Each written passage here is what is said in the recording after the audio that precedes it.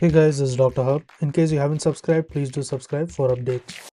Let's look into the renal tubule characteristics. So the first one is the proximal tubule. So in the proximal tubule, the active NaCl transport is positive, and the permeability to the H2O, NaCl and urea.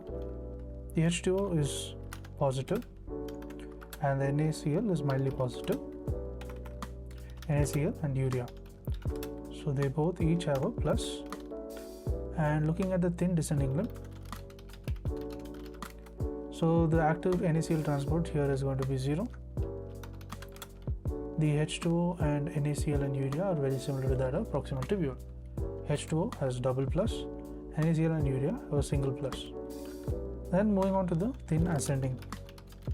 The thin ascending limb has a 0 for the active NaCl transport as well as the H2O. Now NaCl and urea, if you see, they both each have a plus. Next, when you look at the thick ascending limb, so thick ascending limb has 2 plus, that is the active NaCl transport. Then moving on to the distal tubule. The distal tubule active NaCl transport, it is a plus. Then comes the permeability of H2O, that is plus ADH. NaCl and urea is going to be 0. Then cortical collecting duct, CCD.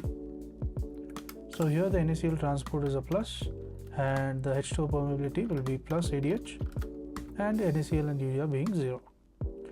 Lastly, the inner medullary collecting duct. So here the active NaCl transport is going to be plus and the H2O is going to be plus ADH and the urea is also going to be plus ADH. To learn and grow daily like this, please do subscribe.